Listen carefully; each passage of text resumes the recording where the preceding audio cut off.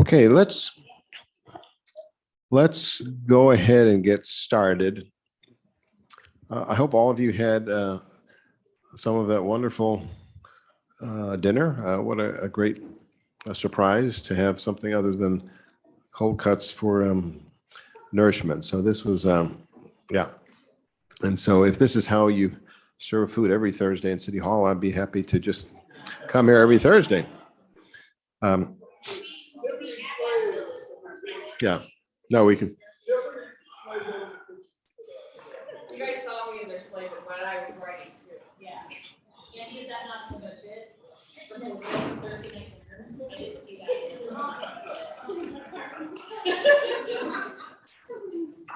Right.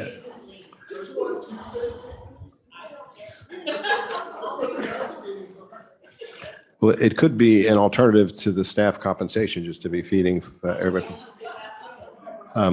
No. So we let us resume. I want to commend all of you because not only have you been demonstrating civility, but we're pretty much on time.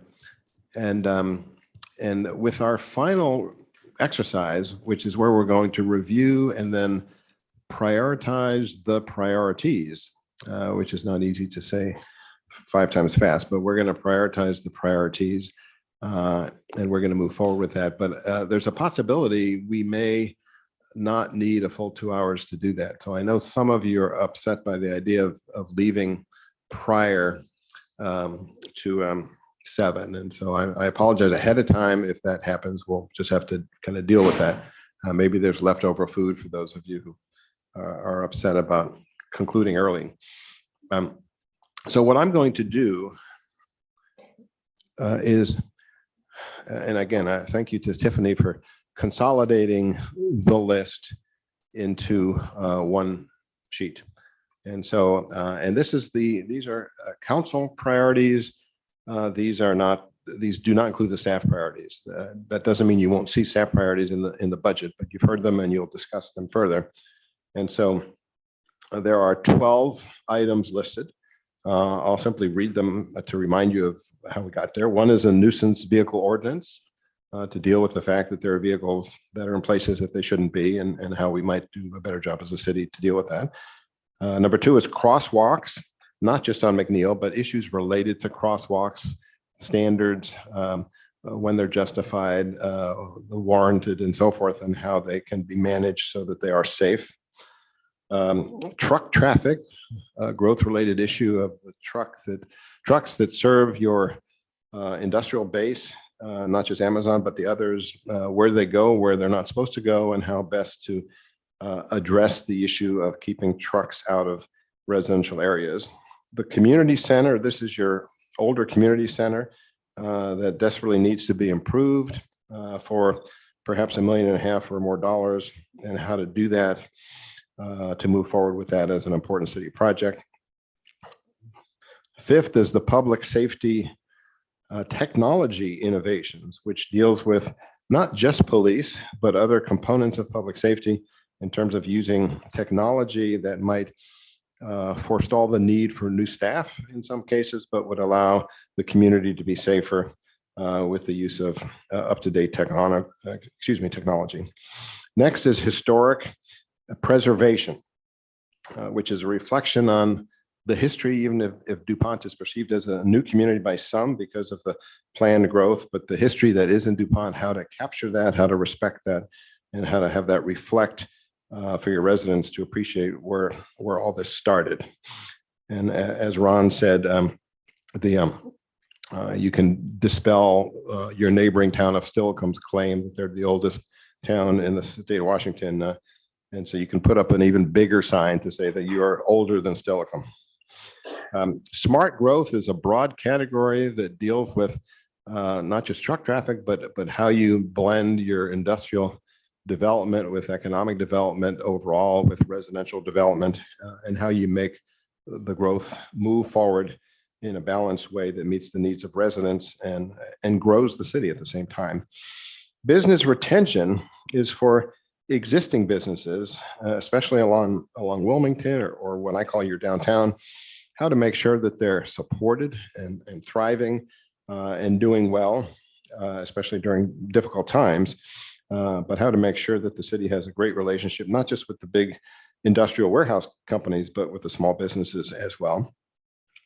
Marketing DuPont is the effort to let DuPont residents as well as outsiders and visitors know what you have here, what you offer, what activities, recreational opportunities, beautiful places to visit, things to do, and how you market DuPont and its assets.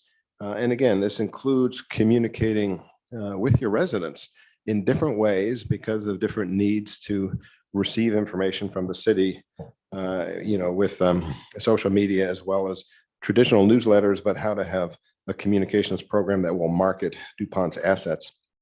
Recreational facilities, acknowledging that you do have some, but there was talk about skate park, there was talk about a spray park, there was talk about a pickleball. You can actually combine them all and you could spray the skaters while they're playing pickleball. But you have the opportunity to put together new recreational facilities, again, for your residents primarily. And the next is community communication outreach. I mentioned some of this under marketing, and communication is related to marketing, but this communication is more specifically to the outreach, not just telling people that DuPont is a place to visit, but telling people what's going on in DuPont, what they need to know, how they access the council, how they access City Hall, how to communicate with your stakeholders, your taxpayers, your residents, to have them feel good about that they live here in DuPont. And then last but not least is to clean up Old Fort Lake, which may require some outside help and some study further to get it beyond the stage where it is, so that it could be cleaner, so that it could be safer and more accessible, because at present, from what I understand, it's not. So this is a list of 12 priorities. And what we're going to ask you is to identify 6 of the 12. We're going to ask you to identify 6 that reflect your top priorities of the 12. That doesn't mean that the 6 you don't identify are going to get lost in the shuffle. You have the staff's assurance, Andy and I just talked a little while ago, that all these issues are going to get attention over time. There's no question about it, but it would be very helpful to your staff to know what are the top 6. And so what we're going to do momentarily is to distribute dots. Each of you have 6 dots, and you'll see your initials on them, so you'll know that they're your dots and no one else's dots. It is contrary to the ground rules to take someone else's dots. And if you think you can trade them or buy them, that's totally unethical and inappropriate as well. So you're limited to your 6 dots. And as I understand it from your city administrator, again, I'm putting titles aside because Doug has reminded me, but Andy has said that you can't double up the dots. Is that correct, Andy? Yeah, that's a rule. Right. And that's a rule that okay. No. I mean, that is a valid question, because I've been in exercises where people could actually put all 6 dots on truck traffic. And so, I mean, at the end of the, well, that's true. I think, yeah. Yeah, so this is a more balanced approach, and Andy did order the dinner, so I think we're going to respect that we just got fed, and so we're going to go according to his rules. But again, let's, for the sake of identifying the top 6, let's live within the rule of 1 dot per topic. So you have to just pick your top 6, and you can certainly think about them. And so we will now present, or Tiffany's going to actually help present. Oh, she's going to, you want me to do some? Yeah, sure. Okay. Got those. I don't actually. Actually, these dots are pretty sticky. Andy. I will. It's all right. See, there's weird one up there. The use of vehicle ordinance. That's something we can knock out in the first. Oh, that. It's not something that we have to work on all year. I know that. What's gonna happen? The question.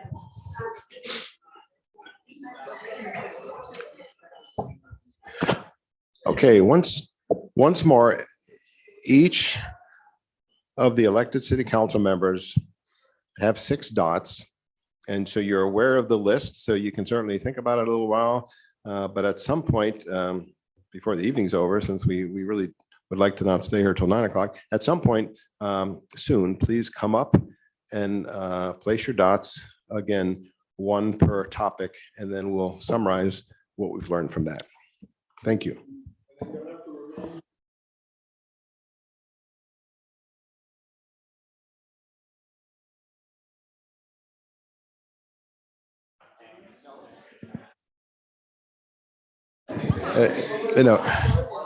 No, it doesn't have to be one at a time. It can be, but please no pushing or shoving when you're up there.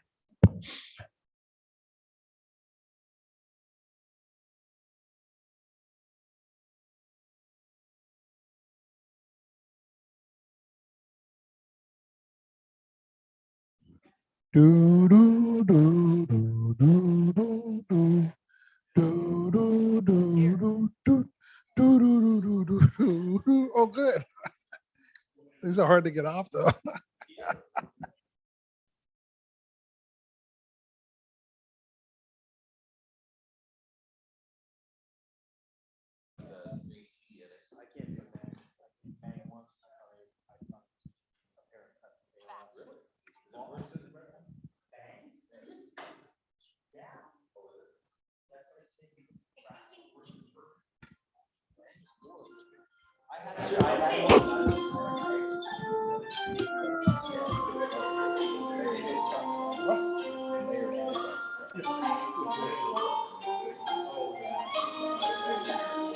They can't even hear it. Oh.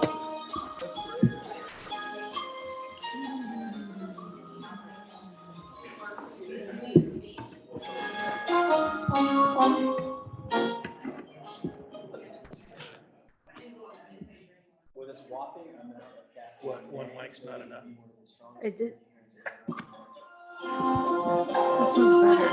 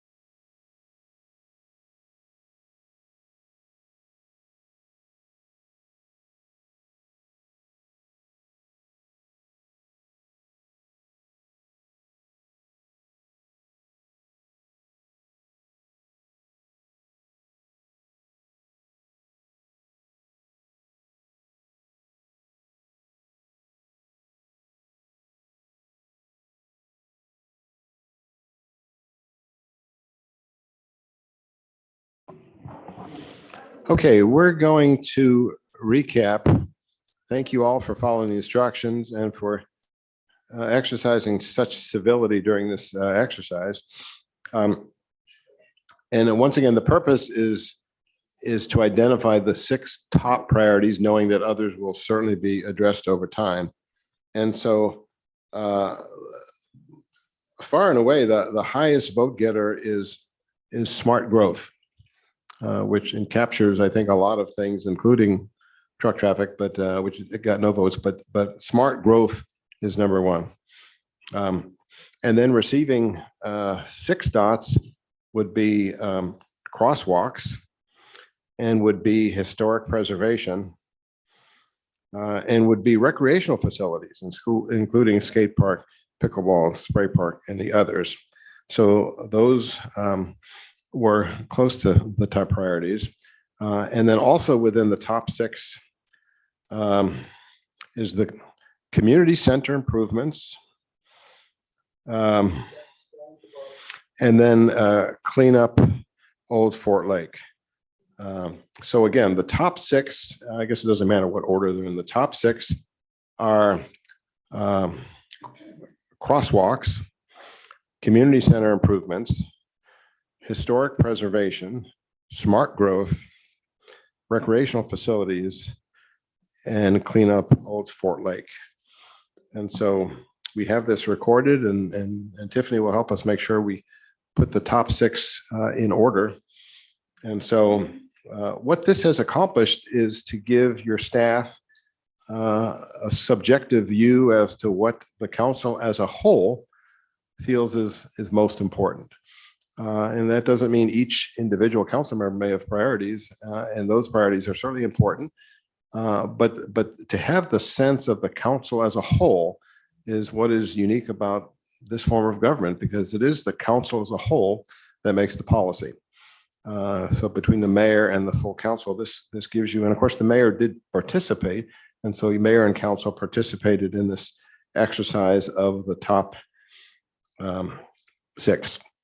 And what we did not do today or Tuesday was to actually clearly define all the next steps associated with each of these 6, but we did talk about them to a point where I think there's an understanding on the part of the staff about the kinds of questions you have, the kind of education that the council as a whole needs.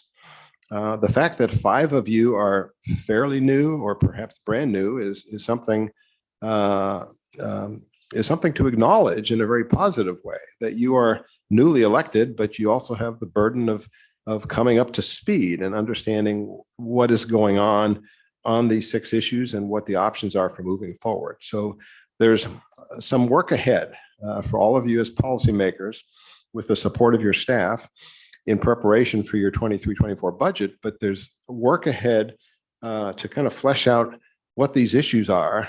So, no matter what you might have said to someone in the parking lot who's upset about trucks, or the kinds of conversations you have, no matter what you've said in those conversations, what you need to do as policymakers is be able to thoughtfully reflect on the priority issues in concert with your fellow members, because again, each of you has to act as part of the group as a whole.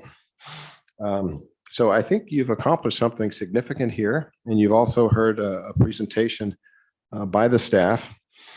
And again, at the risk of being redundant, I really want to, all sarcasm aside, I want to commend you on how much civility you've shown to each other. At no time did someone feel the need to disrespect someone else's comments or to take a different view just for the sake of doing that. And in 2022, that is significant. So you should all feel proud that this is how you as elected officials have carried through this workshop.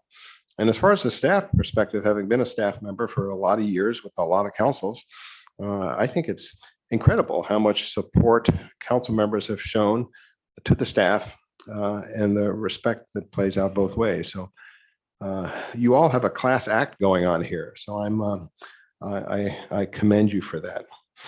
So I think we've, for the most part, accomplished what we want to do. Maybe we should go around and just have a round table as to thoughts that people have about where we are and what we're coming away with now that we've done this. I'd be very open, and I think Andy would as well, to hear both positive and not negative. If there are things you think that we should have done that we didn't, or do you feel like this was a comfortable place to be? So why don't we, Andy, did you want to add to that before we do it? Yeah, and also I'll be sending a email out to all of you asking for feedback too. So if you don't feel comfortable speaking, please send the email back to me and I'll share the email also with Andrew. But it's better to, so he could ask questions or I could ask questions, to share verbally. Yeah, no, I appreciate that. And it's not a requirement that right now that you make comments, but the comments aren't so much for my benefit or Andy's benefit. The comments really are for the group as a whole as to what, what spending this many hours together going over these priorities, and especially for the 5 of you who are new to this kind of process in city government, how has this been? So why don't we just start? Beth, did you? Well, I think this has been a very enjoyable experience. I've enjoyed getting to know people, to hearing everybody's thoughts, reasonings behind their thoughts. And I do look forward to working with the council. I think we've got a really good council and who is forward thinking. And so I think some of that was reflected in our priorities too. And I thank the staff for commenting on all the different things you've commented on in the past 2 days. But no, I think this has been very worthwhile and a rewarding and positive experience. Thanks. Kevin? Well, I'm glad we had this opportunity to work together. For me, there are times when I ask myself why I'm doing this. And I'm reminded that, our community as a whole really needs us. They need a voice. They need someone that they can look to and say, yeah, I know how this person will help me. They know how to get a hold of us. We stay, transparent. We stay available for these people.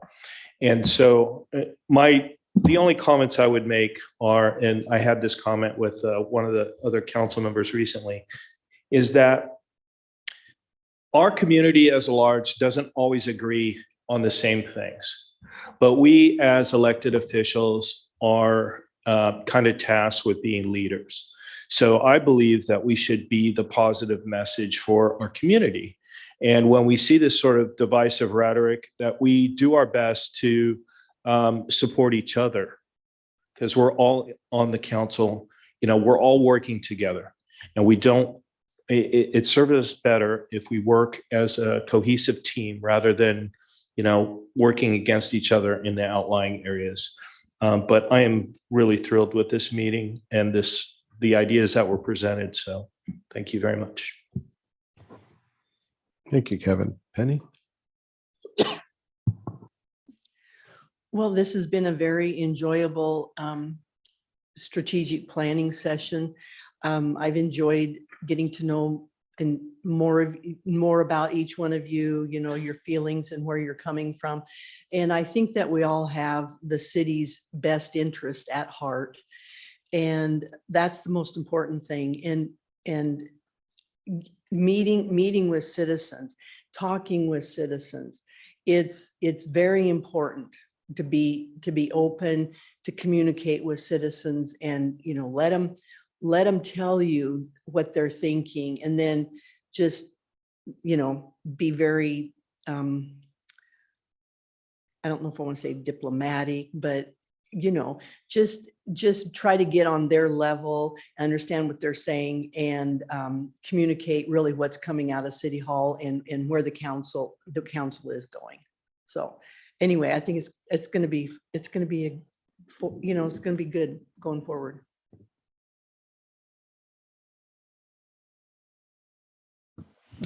Yeah, I'm very pleased with this meeting. It was great to have a overview of all the city business, the overview of the priorities, and as we move forward, we'll put more meat on those bones and as the staff works on it, but the staff did such a great job of putting this whole thing together. I want to give them a hand.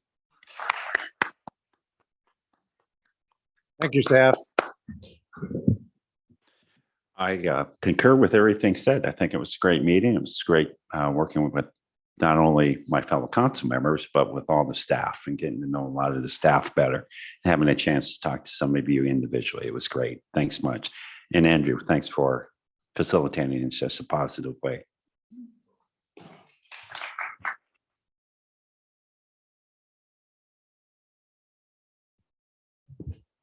So when I first spoke with Andrew, when he called each of us, but I was very curious, bear with me, about how the format of a strategic planning meeting would be here. I've been a part of strategic planning meetings before with organizations, but I wanted to see if there would be an emphasis of team building, like I want to get to know like each and every one of our, each of us. Oh Lord, okay. I want to get to know my fellow colleagues and our strengths. That's something I value because it's something about trust. I value that because it's kind of a difficult thing to do this type of work. And but yes, this is the type of meeting that I was really expecting. And but thank you. Let me turn this off. I apologize. First of all, I just felt there was great energy in the room. You get a sense that everyone sitting cares about this community. And that's what I was hoping running for council is I would be with people that care, not people that agree, but people that really care. Because I think that's the common thing we all have. I think it was really great to be in person. I'm not a screens person. I've been doing education out there on the screens, and to just sit with people, I think that's how you get to know each other. So I'm super happy about that. And then lastly, to the staff, and I don't give comments that are not sincere. It's not my nature. Boy, are you guys smart. I just got to tell you, every question, you had some really tough questions. You had questions that I didn't even understand the question, and you just nailed it. So it makes me feel good. Like we can come to you with anything. And we're going to get an answer or you're going to find it. So I was super impressed with the powerhouse staff representing our community. And then last, I'm just excited to move forward. So thank you, council, mayor, staff, department heads. Thank you, Andrew. You did a great job. I'm excited. It's a great 2 days. Thank you. I'm going last. I'll have the last word. I just want to echo everybody else's sentiments here. I think that one, the DuPont staff just really does set the bar for other cities to replicate. But more than that, I think just the sincerity and the generosity of knowledge sharing and treating us as, I am a new city councilwoman. I've never done a city office position before. So it's refreshing to be educated, but to seen as a valuable member, which is what I hope all of our city residents have. And more importantly, as a military spouse, as an active military family here in DuPont, we have had the opportunity to move. We've been stationed here at JBLM or in DuPont for 11 years, and we have had many opportunities to leave, and we actively choose not to. And it's because of reasons that we have on that paper that we're working towards. I want my children to grow up here and to find a home. And I think knowing that everybody does have the best city's interest at heart just bleeds into our families. And so I'm very fortunate to be here. Thank you for making it such a positive time together. I've been part of strategic planning we had a lot of hair pulling. So this was great to see that everybody kept their temperature in their hair. And I just, again, want to say thank you to the city, except for Andy. He lost his hair. But I had a full head before we started this.